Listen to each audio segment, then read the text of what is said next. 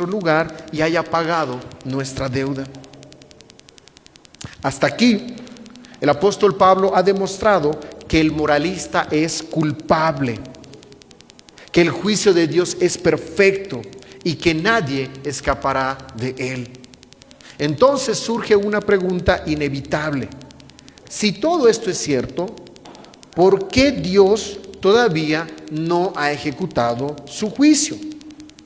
¿Por qué tal pecador sigue de pie, sigue respirando? Y la respuesta de Pablo es tan sorprendente como también consoladora. Y antes de hablar nuevamente de la ira de Dios, nos habla de su paciencia misericordiosa, lo que nos lleva a nuestro punto número 3 en el versículo 4. Una paciencia misericordiosa. Ya hemos dicho que el apóstol Pablo ha demostrado que el moralista es culpable y que el juicio de Dios es inevitable. Humanamente esperaríamos que el siguiente versículo dijera algo como: por lo tanto, Dios derramará inmediatamente su ira sobre ti. Pero sorprendentemente, eso no es lo que encontramos. En lugar de hablar primero del juicio, Pablo habla de la bondad de Dios, de su paciencia. Notemos primero la forma en que Pablo hace la pregunta. No dice simplemente: ¿no valoras la bondad de Dios? Dice: ¿menosprecias las riquezas de su benignidad? La palabra riquezas comunica abundancia, plenitud, una provisión inagotable. Pablo quiere que entendamos que la bondad de Dios no es pequeña, no es limitada. Dios no ha mostrado un poco de paciencia, ha mostrado una paciencia inmensa. No ha concedido unas pocas oportunidades, ha concedido oportunidad tras oportunidad. Su bondad es mucho más grande de lo que nosotros podamos imaginar. Y Pablo describe estas riquezas utilizando tres palabras que, aunque relacionadas, tienen matices distintos. Habla de la benignidad, de la paciencia y de la longanimidad de Dios. La benignidad describe su disposición bondadosa para hacer el bien. Es decir, que Dios no es un ser irritable, que busca la primera oportunidad para destruir al pecador, ¿no? Como a veces nosotros actuamos, ¿no? A ver, ahora sí que haga una y me las va a pagar. No, Dios no es así. Él es bueno por naturaleza. Todo lo que hace está marcado por esa perfecta bondad. La paciencia habla de su capacidad para retrasar el castigo que justamente merecemos. Es decir, que Dios no actúa con impulsividad. Él soporta la provocación del pecado. Lo soporta constantemente. Y la longanimidad enfatiza precisamente esa perseverancia de Dios al soportar una y otra y otra y otra vez la rebelión humana sin ejecutar inmediatamente su juicio. Y cada uno de nosotros podemos reflexionar en esto. ¿Cuántas veces hemos pecado contra Dios? ¿Habrá incluso la posibilidad de llevar la cuenta? Pienso que no. ¿Cuántas veces hemos desobedecido sus mandamientos? Si Dios hubiera decidido juzgarnos en el mismo instante en que cometimos nuestro primer pecado consciente, ninguno de nosotros estaría aquí esta mañana. Cada respiración que damos, cada amanecer que contemplamos, cada comida que disfrutamos y cada nuevo día que recibimos son una evidencia de que Dios sigue siendo paciente con nosotros. El hecho de que tú estés sentado aquí esta mañana es la mayor evidencia de que Dios es paciente para con los pecadores. Y eso, por supuesto, no debe ser interpretado de manera incorrecta. El moralista había cometido precisamente ese error. Él pensaba, bueno, si Dios todavía no me ha castigado, debe ser por alguna razón. Debe ser porque estoy bien delante de Él. Debe ser porque hasta cierto punto soy aprobado por Él. Y Pablo responde y le dice, no, no es así. Estás interpretando completamente mal la paciencia de Dios. ¿Cuántas veces hacemos eso? ¿Cuántas personas hacen exactamente lo mismo hoy? Alguien puede vivir años apartado del Señor y decir, bueno, veo que no me ha pasado nada. Otro persiste en un pecado y concluye, bueno, si Dios realmente estuviera disgustado conmigo, ya me habría disciplinado. Sin darse cuenta, convierten la paciencia de Dios en una justificación para continuar pecando. Pero Pablo hace una pregunta muy penetrante. ¿Menosprecias las riquezas de su benignidad, paciencia y longanimidad? Y esta palabra menospreciar significa tratar algo de enorme valor como si no tuviera importancia alguna. Es despreciar un tesoro porque no se reconoce su verdadero valor. El moralista veía la paciencia de Dios, pero no entendía su significado. Interpretaba la demora del juicio de Dios como si Dios fuera indiferente al pecado. Pensaba que la paciencia significaba aprobación. Confundía la misericordia con tolerancia. Y aquí Pablo corrige radicalmente esa manera de pensar y dice, ignorando que su benignidad te guía al arrepentimiento. Hermanos, este es el propósito de la paciencia de Dios. Dios no nos aguarda con paciencia porque el pecado le resulte insignificante.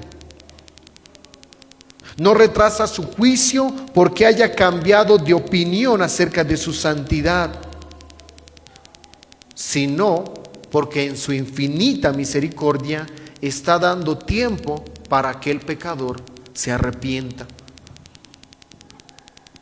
Qué diferente es Dios de nosotros, ¿verdad? Cuando alguien nos ofende repetidamente, nuestra paciencia suele agotarse. Decimos, esto ya es el colmo. Después de cierto tiempo nos cansamos y decimos, ya no lo soporto más. Pero Dios soporta durante años la rebelión de millones de personas. Cada día recibe blasfemias, incredulidad, idolatría, orgullo e inmoralidad. Y aún así hace salir su sol nuevamente sobre justos e injustos. Envía lluvia sobre creyentes y no creyentes. Sigue sosteniendo con vida a quienes lo desafían constantemente.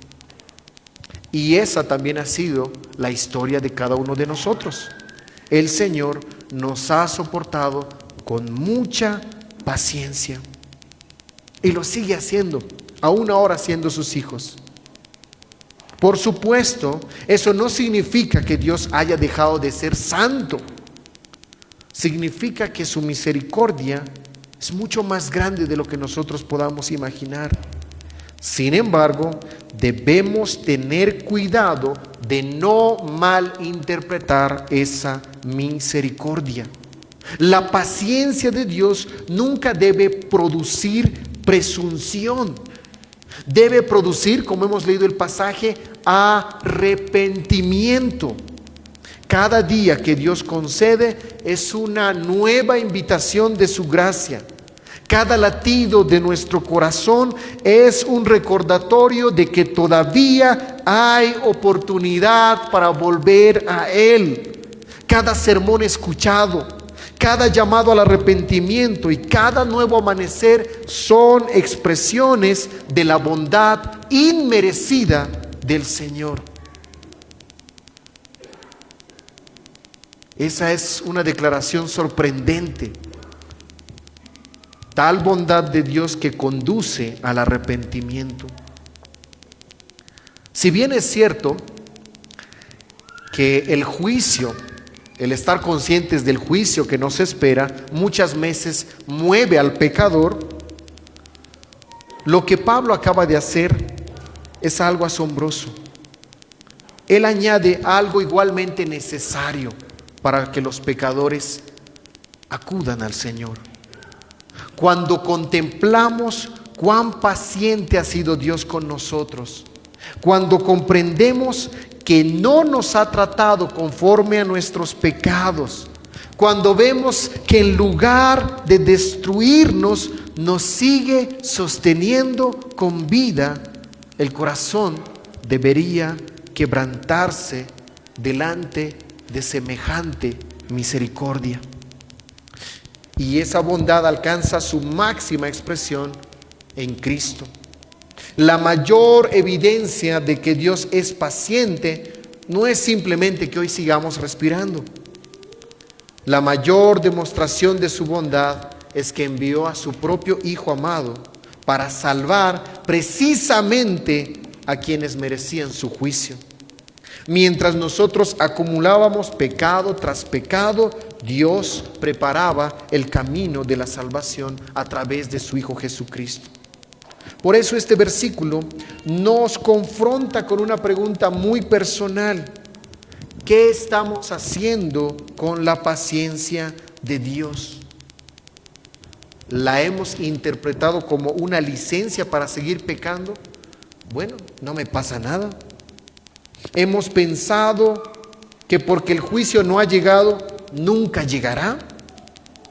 ¿O hemos permitido que esa inmensa bondad nos conduzca a un arrepentimiento sincero?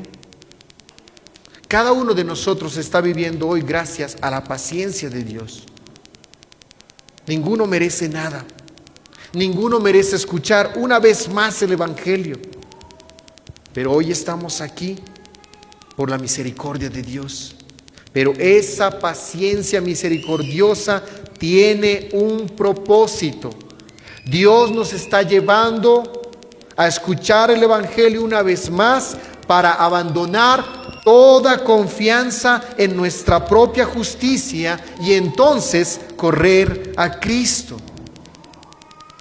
Porque llegará el día en que la paciencia dará paso al juicio. Y precisamente ese es el pensamiento con el que Pablo concluye este pasaje en el versículo 5. Nuestro último punto, una condenación merecida. Una condenación merecida.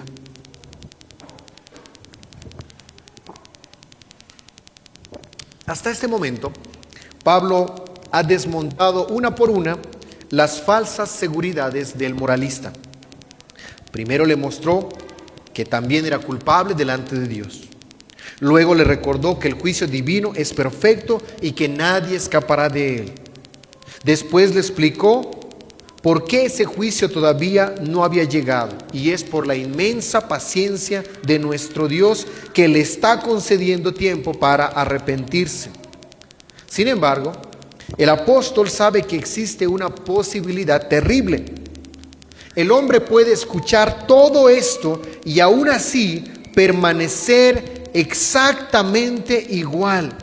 Puede seguir endureciendo su corazón, despreciando la paciencia de Dios y posponiendo el arrepentimiento para otro día. Por eso el versículo 5 comienza con una palabra que marca un fuerte contraste. Pero. Es como si Pablo dijera, si decides ignorar la bondad de Dios, entonces esto es lo que ocurrirá. Pero por tu dureza y por tu corazón no arrepentido, atesoras para ti mismo ira para el día de la ira y de la revelación del justo juicio de Dios. Lo primero que Pablo señala es la verdadera raíz del problema. Dice, tu dureza y tu corazón no arrepentido. Nota esto. El problema del moralista no era la falta de información, no era la falta de conocimiento, no era que desconociera la voluntad de Dios, tampoco era que jamás hubiera escuchado el llamado al arrepentimiento. Su problema estaba en el corazón. Pablo utiliza aquí una palabra que describe algo duro, rígido, incapaz de doblegarse. Es la imagen de una piedra que por más fuerte que se le golpea, permanece igual. Eso es precisamente lo que produce el pecado cuando no es enfrentado. El corazón comienza a endurecerse. La conciencia pierde sensibilidad. Lo que antes producía vergüenza, ahora ya deja de incomodar. Lo que antes despertaba temor, ahora parece normal. Poco a poco, el ser humano deja de responder a la voz de Dios. Y hay algo que debemos entender acá. Este endurecimiento no sucede de un día para otro. Es un proceso. Cada vez que una persona escucha la verdad y la rechaza, el corazón se vuelve un poco más duro. Cada vez que la conciencia advierte del pecado y decidimos ignorarla, se vuelve un poco menos sensible. Cada vez que Dios llama al arrepentimiento y respondemos, lo voy a dejar para más adelante, ese corazón se acostumbra a decirle no al Señor. Por eso Pablo habla de un corazón no arrepentido. No se refiere simplemente a alguien que todavía no ha cambiado de conducta. Está describiendo a una persona que se niega a reconocer su necesidad delante de Dios.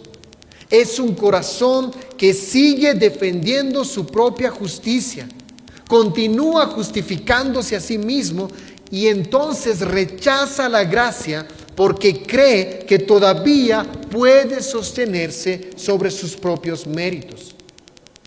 Y entonces Pablo utiliza una de las imágenes más impactantes de todo nuestro pasaje. Dice que esa persona atesora para sí misma ira. La palabra que utiliza aquí era muy conocida en el mundo antiguo para describir el acto de guardar un tesoro, de acumular riquezas poco a poco para el futuro. Igual en nuestro tiempo nosotros podemos atesorar. Normalmente esa imagen tiene una connotación positiva. Cuando alguien ahorra, deposita hoy una pequeña cantidad con la esperanza de disfrutarla más adelante. Y entonces, poco a poco, ese tesoro crece. Pero lo que aquí hace el apóstol Pablo es invertir completamente esa imagen. El pecador piensa que está acumulando seguridad. Este moralista piensa que está acumulando seguridad. Y en realidad está acumulando juicio. Cada día sin arrepentimiento no disminuye el problema, sino que lo aumenta. Cada acto de rebelión añade una nueva evidencia contra él. Cada oportunidad rechazada incrementa su responsabilidad delante de Dios. Qué interesante esa imagen, ¿no? Es como alguien que va al banco a depositar algo más. Y lo que está depositando tal hombre es ira, un poco más de ira, un poco más de ira, para el día de la ira de Dios. Mientras el hombre cree que el tiempo juega a su favor, Pablo dice que ocurre exactamente lo contrario. El tiempo está aumentando tu tesoro. Pero no es un tesoro de bendiciones, sino un tesoro de la ira de Dios. Qué diferente es esta perspectiva de la manera en que normalmente piensa el mundo, o en la que tristemente muchas veces también pensamos. Ha pasado tiempo y no me ha ocurrido nada. Pero precisamente ese tiempo no es evidencia de seguridad, es evidencia de la paciencia de Dios. Y cuando esa paciencia es despreciada, el resultado no es menos juicio, el resultado es más juicio. Y eso tiene que ser una alerta, una alarma para quienes estamos aquí y estamos viviendo en hipocresía. Porque nuestro pasaje no está hablando de alguien que desconoce al Señor, desconoce las Escrituras, sino de alguien que está justamente en el círculo de todo lo que engloba la palabra de Dios.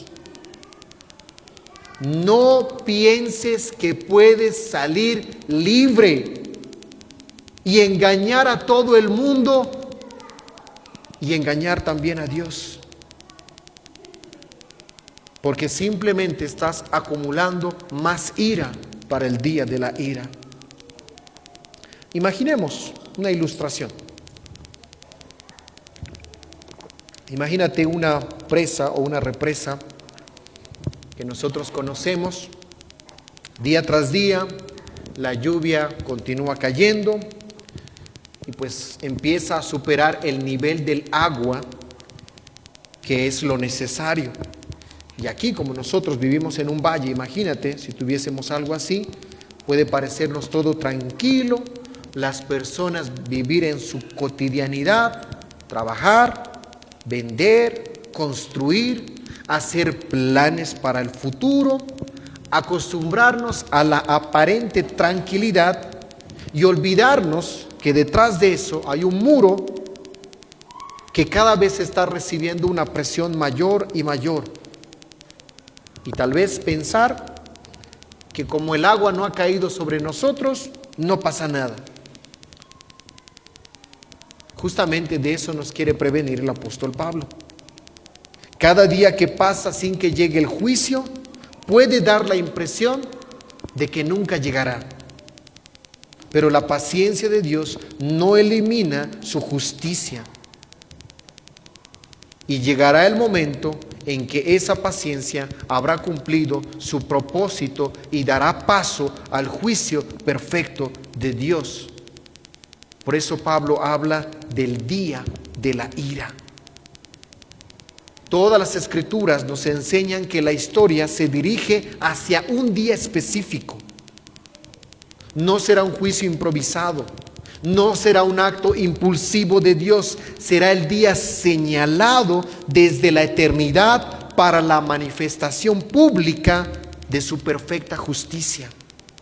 Ese día todo lo oculto saldrá a la luz. Desaparecerán todas las apariencias. Ya no importará la reputación que una persona tuvo delante de los hombres. Ya no habrá máscaras, ya no habrá excusas ni comparaciones. Todo quedará expuesto delante del tribunal del Dios Santo. Pablo añade que será el día de la revelación del justo juicio de Dios. Por eso deberíamos reflexionar profundamente. Llegará el día en que toda boca será cerrada y toda la creación reconocerá la absoluta rectitud del juez del universo. Llegará ese día. Pero noten que el apóstol Pablo está haciendo una progresión. Con frecuencia pensamos que el mayor problema del pecador es el castigo futuro. Pero hemos visto que el problema comienza mucho antes. El verdadero peligro es un corazón que deja de responder a la voz de Dios.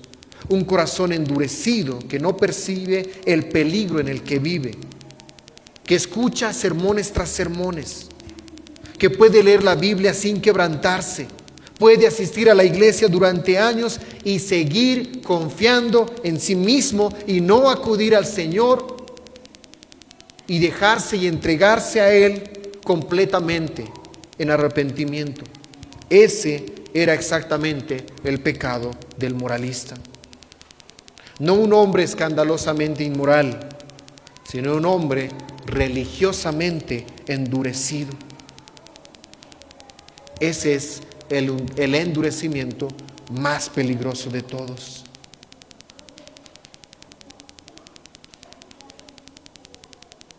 Pero precisamente esa forma de pensar que tenían los moralistas, de decir, todavía tengo tiempo, fue su tragedia. Confundieron la paciencia de Dios con una garantía para el mañana. No entendieron que cada día sin arrepentimiento estaban acumulando más juicio contra ellos mismos.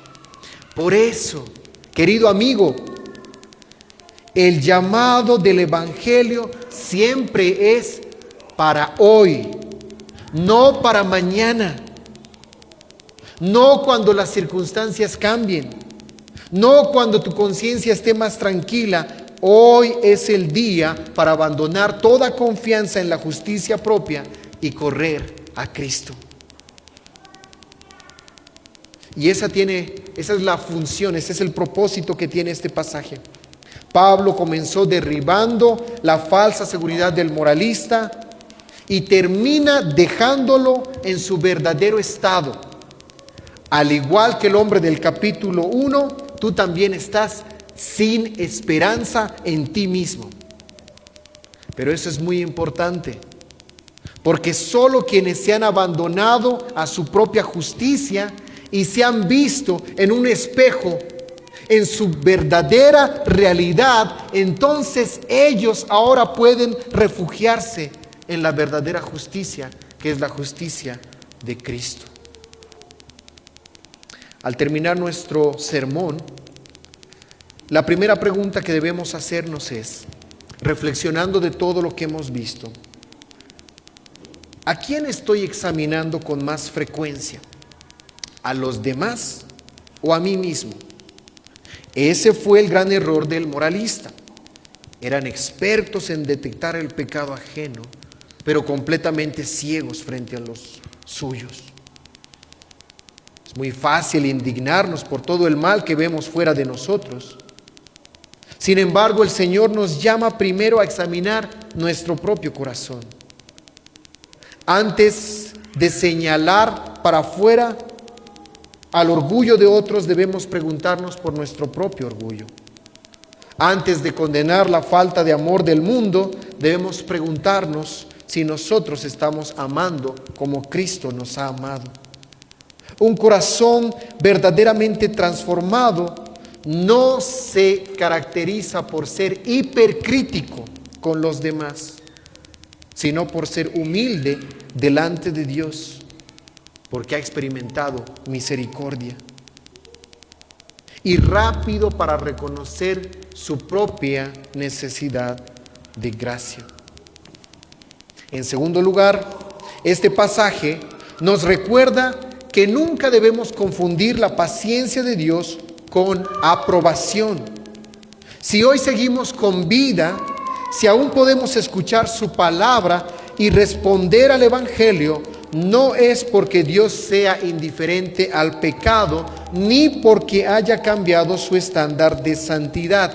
Es porque Él está siendo extraordinariamente paciente con nosotros. Pero esa paciencia, no te olvides, tiene un propósito muy claro: conducirnos al arrepentimiento, conducirnos a Cristo. Por eso, no desperdiciemos la paciencia de Dios, viviendo como si siempre hubiera una oportunidad más. La paciencia del Señor es un regalo de su gracia y debe movernos a volvernos a Él mientras todavía hay tiempo. Y finalmente este pasaje nos enseña que nuestra única seguridad debe descansar en la justicia de Cristo y nunca en nuestra propia justicia. Ese fue el error fatal del moralista. Pensaba que por ser mejor que otros estaba seguro delante de Dios, pero Pablo destruye completamente esa ilusión. Ninguno de nosotros podrá sostenerse delante del tribunal de Dios apoyándose en sus buenas obras. Ninguno. Nuestra única esperanza es la perfecta justicia de Jesucristo. Cada día debemos recordar que no somos aceptados por Dios porque hemos vivido mejor que otras personas, sino porque Cristo vivió la vida perfecta que nosotros jamás hubiésemos podido vivir. Y que por su gracia esa justicia nos es atribuida por medio de la fe. Ninguno de nosotros podría salvarse a sí mismos. Y por eso vino Jesucristo, en cuya boca nunca se halló engaño, quien nunca pecó en pensamiento, palabra u obra. Él nunca juzgó hipócritamente a nadie.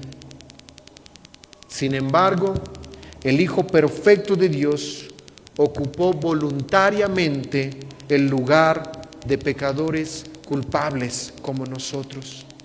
Y en la cruz, la ira que nosotros habíamos acumulado, nuestro tesoro de ira, fue derramado sobre Él. El juicio que nosotros merecíamos cayó sobre Cristo, para que todos aquellos que ahora se hallan en Él jamás tengan que enfrentar tal condenación. En el día del juicio, hermanos, tendríamos todo que temer si se tratara de nosotros mismos y de nuestra vida. Pero ¿sabes? Tenemos una gran esperanza, que nuestra vida está escondida en Cristo. Porque en aquel día, la gran diferencia entre nosotros y aquellos que no se hallan en Cristo no es que seamos mejores en ninguna manera, sino que a nosotros nos ha revestido la gracia, la justicia de Cristo. Estamos unidos a Él por la fe, y eso cambia todo. Así que aquel día en que Él vendrá, aquel día en el que Él nos llamará, para los que son del Señor, no es un día de tristeza, de llanto, es un día de gozo, es el gran día.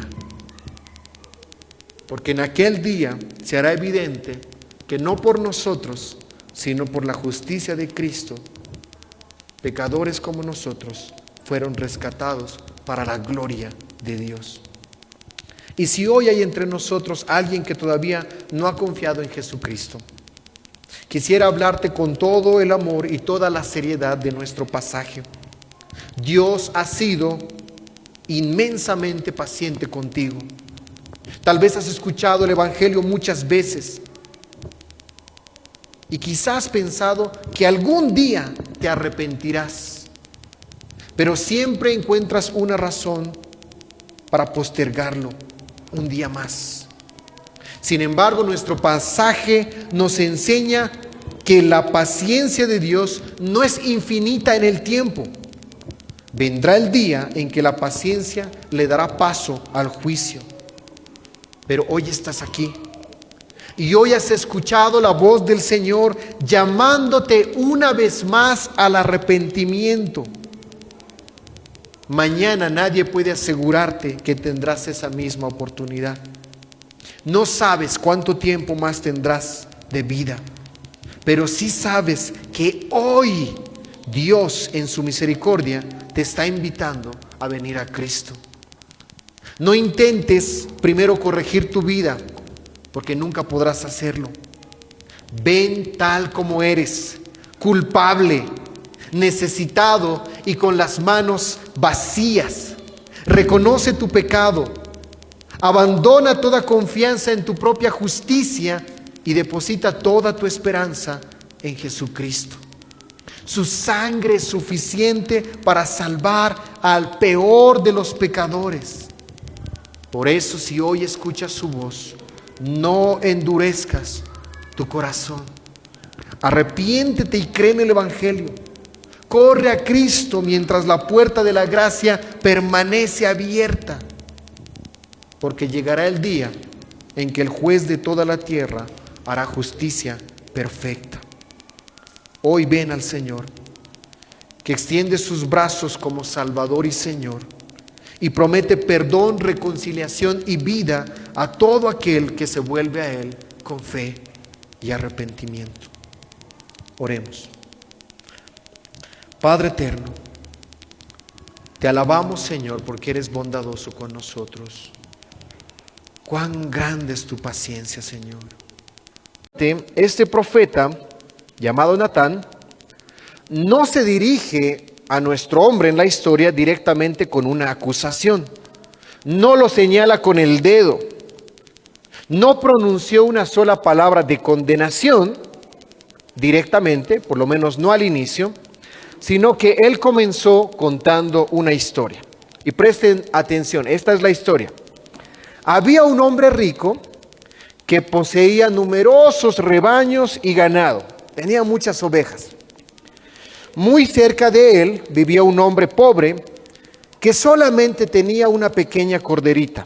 No tenía nada más. Pero él la amaba. La había criado desde pequeña, comía de su plato, bebía de su vaso, dormía en sus brazos. Era como una hija para él. Un día llegó una visita a la casa del hombre rico. Pero en lugar de que él tomase una de sus muchas ovejas para preparar la comida, el hombre rico decidió hacer algo inusual, desde nuestra óptica, por supuesto. Decidió dirigirse a la casa del hombre pobre, que no tenía la oportunidad de defenderse ni los recursos, y tomar por la fuerza la única corderita que él tenía. Así que la mató y la sirvió a su huésped. Escuchen esa terrible historia, ¿no? En este punto, cuando el profeta le está contando esta historia al hombre que está confrontando, este hombre ya no puede contenerse y en su indignación exclama, estalla de inmediato y dice: vive Jehová, que el que tal hizo es digno de muerte. Nota eso, ¿no? Qué fácil es reconocer el pecado cuando el pecador es otra persona. Y entonces el profeta deja de contar la historia, levanta la mirada, fija sus ojos en aquel hombre y pronuncia 4 palabras que atraviesan su corazón. Y le dice: tú eres aquel hombre. En un solo instante, todo cambió. El juez descubrió que era el acusado. Y saben, aquel hombre de nuestra historia era el rey David. Había tomado a la mujer de Urías y para encubrir su pecado se encargó de que lo mataran. David acaba de condenar con firmeza el pecado de otro sin darse cuenta que estaba pronunciando sentencia contra sí mismo. Hermanos, algo muy similar es lo que Pablo hace cuando llegamos a Romanos capítulo 2. En el capítulo anterior nos ha mostrado la corrupción del mundo pagano. Hemos visto los últimos versículos. Hemos leído acerca de la idolatría, acerca de la inmoralidad sexual y acerca de toda clase de perversión.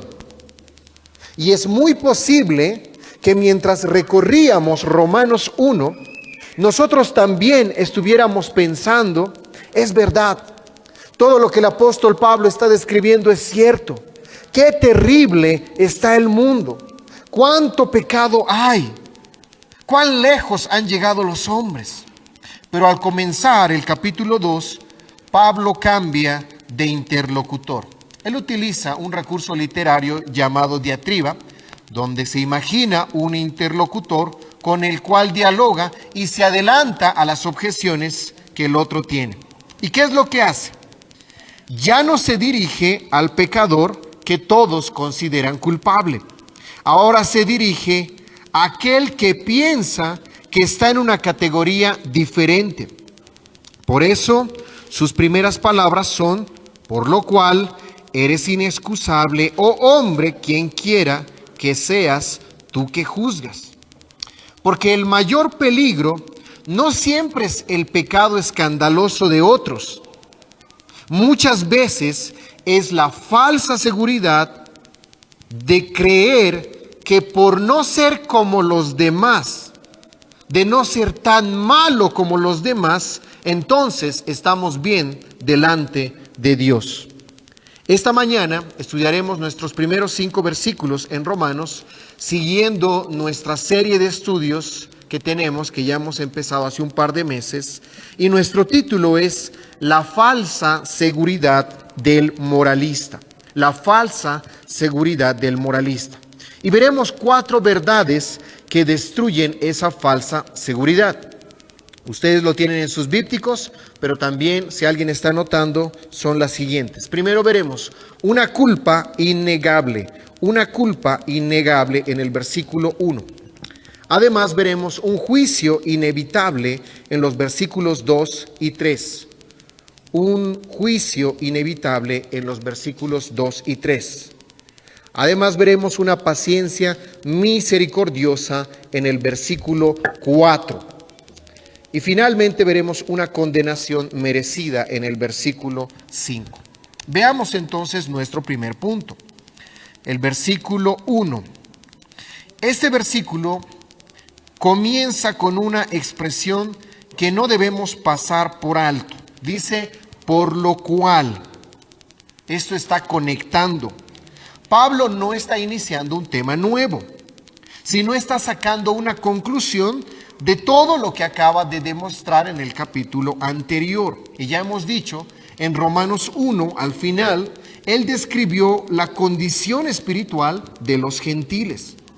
Ellos rechazaron a Dios. Vamos a ver si ya está funcionando. Sí, muy bien. Ellos rechazaron a Dios, suprimieron la verdad, cambiaron la gloria del Dios incorruptible por ídolos, y como consecuencia, Dios los entregó a sus propios deseos.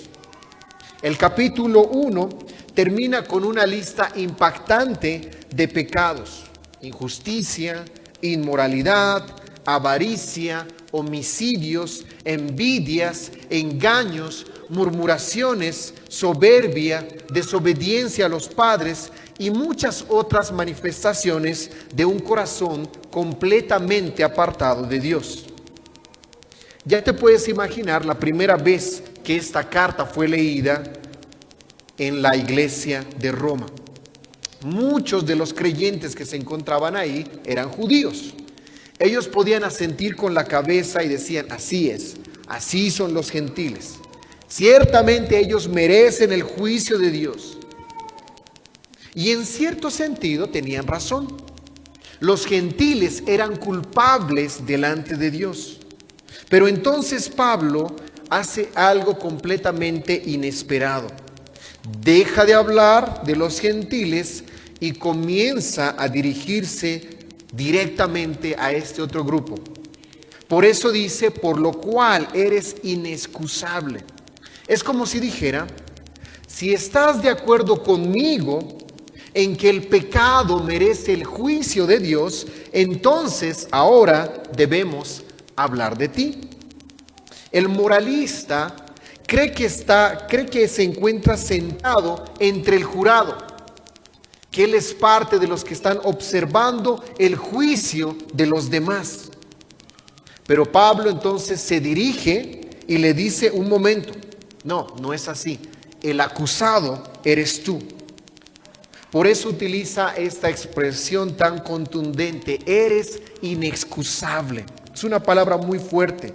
Significa literalmente no tienes defensa, no tienes argumento, no tienes una explicación válida que presentar delante del tribunal de Dios. Ya en el capítulo 1, Pablo en el versículo 20 ha dicho que los gentiles están sin excusa. Y ahora utiliza prácticamente la misma expresión para dirigirse al moralista. No tienes excusa. El idólatra, sí, del que hemos hablado, está sin defensa, pero también el hombre respetable. Pablo está destruyendo cualquier refugio donde el hombre pretenda esconderse. Porque delante de Dios no existen categorías de personas, los malos y los buenos, eso no existe. Existen únicamente pecadores. Unos pecan de una manera y otros de otra manera. Pero todos están igualmente necesitados de la gracia de Dios.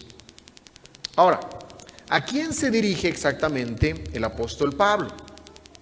Él habla otra vez a este interlocutor y él dice: hombre, quien quiera que seas tú que juzgas. Todavía no menciona explícitamente a los judíos, pero todo indica que tiene en mente al judío religioso. ¿Por qué? Porque el judío conocía la ley, conocía los mandamientos y sabía distinguir entre el bien y el mal. Desde esa posición, con frecuencia, miraba con desprecio a los gentiles y pensaba: nosotros somos el pueblo escogido, ellos son paganos, nosotros conocemos a Dios, ellos merecen la ira de Dios. El problema, por supuesto, no era que reconocieran el pecado. El problema era creer que porque tenían conocimiento y porque sus pecados no eran tan evidentes, tan escandalosos como el de los gentiles, entonces se hallaban justos delante de Dios. Y hermanos, ese peligro no desapareció con los judíos del primer siglo. Puede existir dentro de cualquier iglesia. Es posible conocer mucho la Biblia, defender la sana doctrina, reconocer los errores del mundo y denunciar el pecado con valentía, y aún así tener un corazón que jamás ha sido quebrantado delante de Dios. Es posible encontrar fácilmente pecados para señalar, pero rara vez encontrar los suyos. Es posible tener una vista extraordinaria para detectar las faltas ajenas, pero ser completamente ciego cuando se trata de examinar nuestro propio corazón. Esa es una realidad, un peligro del cual todos nosotros debemos tener cuidado. Por supuesto, alguien podría preguntarse: entonces, ¿Pablo está prohibiendo juzgar? Esa sería una conclusión muy rápida. La Biblia no prohíbe el discernimiento, el buen juicio. Nuestro Señor Jesucristo dijo: no juzguéis según las apariencias, sino juzgad con justo juicio. Pablo mismo, en otras cartas, ordena a la iglesia corregir el error, ejercer disciplina y proteger la sana doctrina. La iglesia debe distinguir entre la verdad y el error. Debe llamar al pecado tal como es, pecado. Entonces, ¿qué es lo que está condenando Pablo? No condena el discernimiento, sino la hipocresía. No condena el justo juicio, sino condena el juicio que nace de un corazón que jamás se examina a sí mismo. Condena al hombre que denuncia el pecado de otros mientras convive tranquilamente con su propio pecado. El problema no es tener estándares altos, sino es aplicarlos únicamente a los demás y nunca a uno mismo. Eso nos lleva al corazón del argumento de Pablo. Él dice: porque tú que juzgas, haces lo mismo.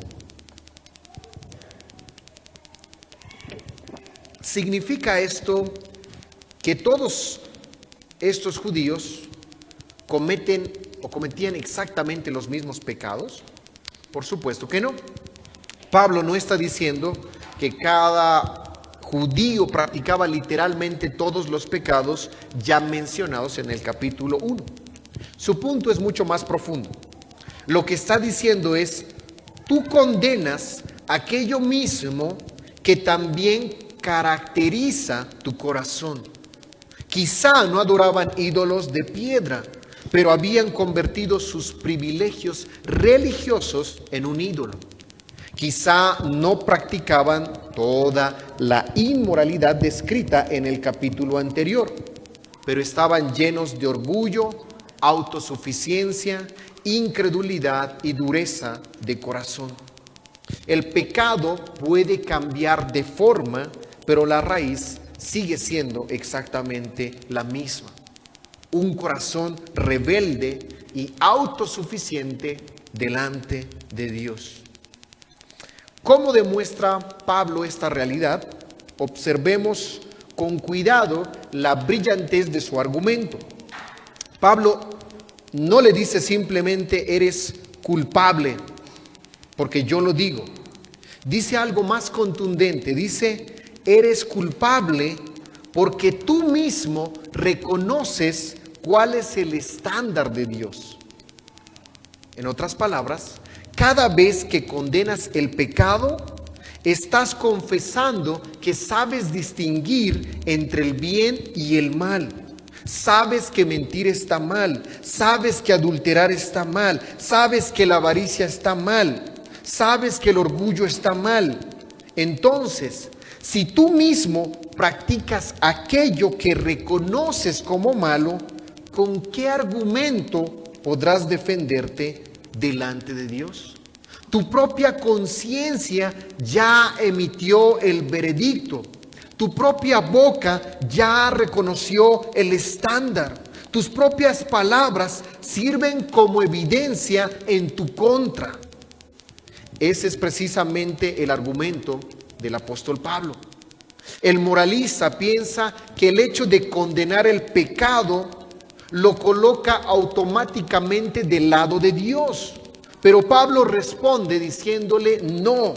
Lo único que demuestra es que conoces perfectamente lo que Dios exige y precisamente porque lo conoces eres responsable y sin excusa delante de Él.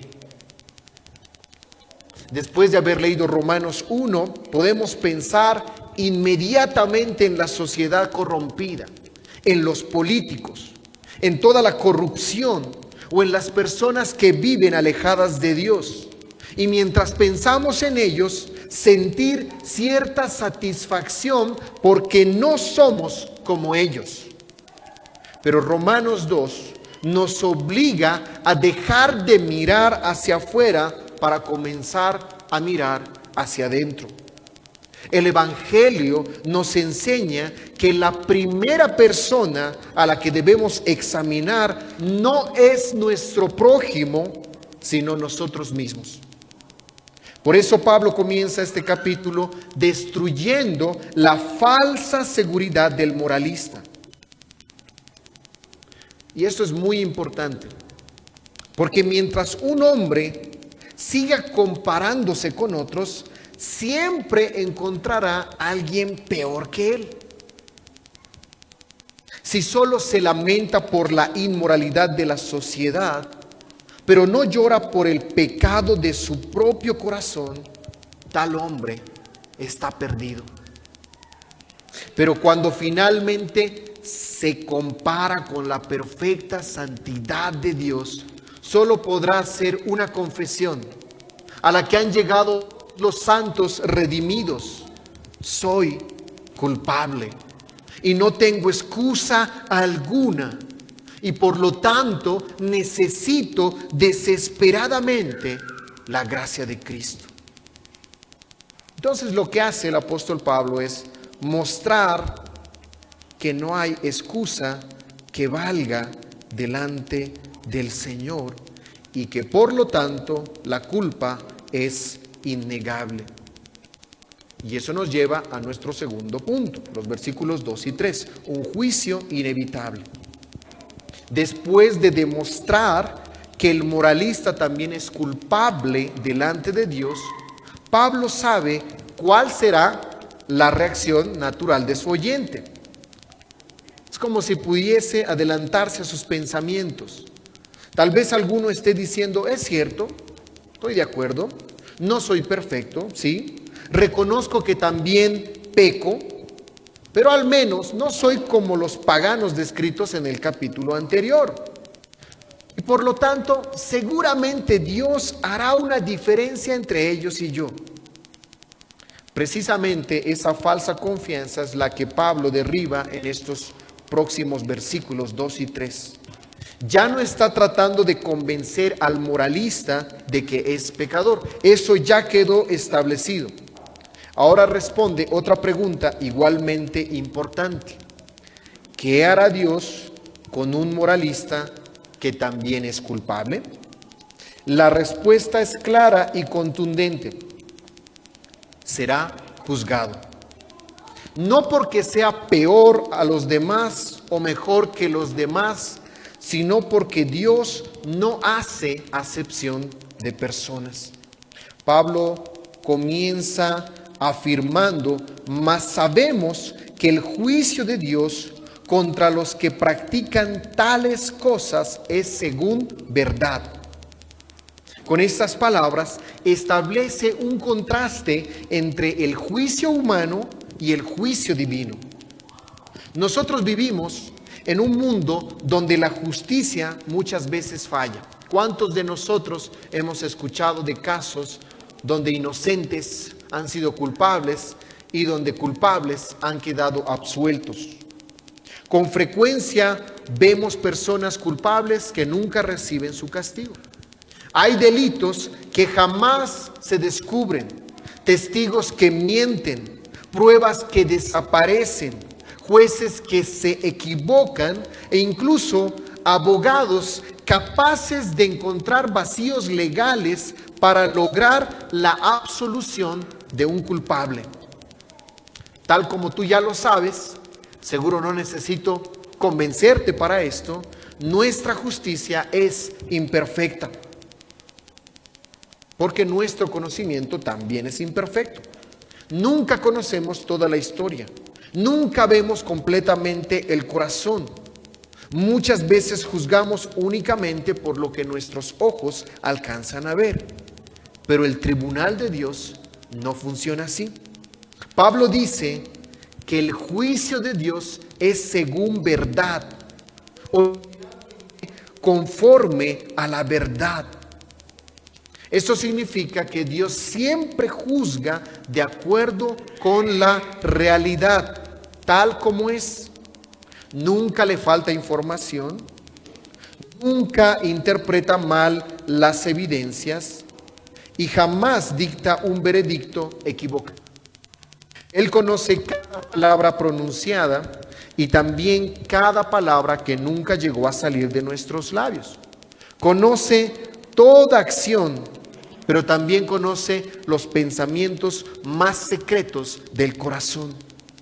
Él sabe además nuestras motivaciones, nuestras intenciones y aún aquellas luchas que nadie más conoce. No existe absolutamente nada oculto delante de sus ojos. Por eso, cuando Dios juzgue, su sentencia será perfecta e incuestionable. Eso significa que nadie podrá presentarse delante del Señor y decir, pero Dios, tú no conoces toda la historia.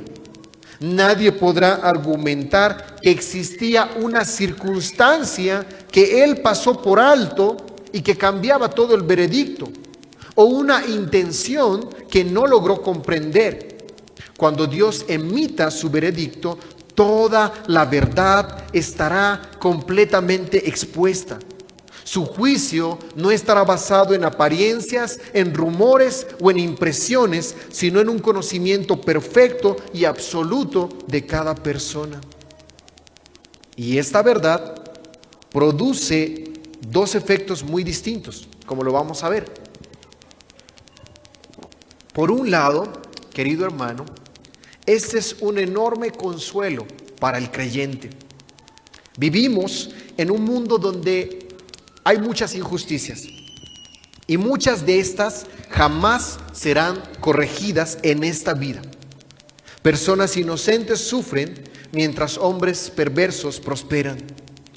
Muchas veces parece que la maldad triunfa y que la justicia nunca llega. Sin embargo, Pablo nos recuerda que llegará un día en que toda injusticia será llevada delante de aquel juez perfecto, y ningún pecado quedará impune, sin resolver. Ningún acto de maldad permanecerá ajeno a la justicia de Dios. Él hará justicia porque Él es un juez justo y obrará acorde con la verdad. Pero por otro lado, esta misma verdad debe producir un profundo temor en el corazón del pecador. Si Dios juzga conforme a la verdad, entonces tampoco nuestros pecados secretos permanecerán ocultos. No permanecerán escondidos. Aquellas cosas que nadie conoce, Dios las conoce. Aquellas luchas que ocultamos cuidadosamente, Dios las ha visto. Aún las motivaciones egoístas que disfrazamos de buenas obras están completamente desnudas delante de Él. El moralista confiaba en su reputación, en su conducta exterior y en la comparación con los paganos. Pensaba que por verse mejor que otros, Dios seguramente lo trataría de manera distinta. Pero Dios no mide, como ya hemos dicho, con el estándar humano, sino con el estándar perfecto de su propia santidad.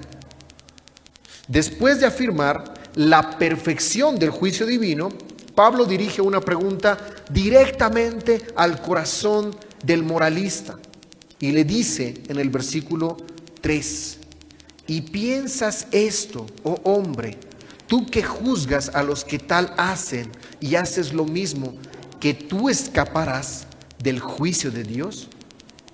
No es una pregunta que el apóstol haga porque desconozca la respuesta, por supuesto que no. Es una pregunta diseñada para desenmascarar el autoengaño del corazón humano. El moralista realmente pensaba que escaparía.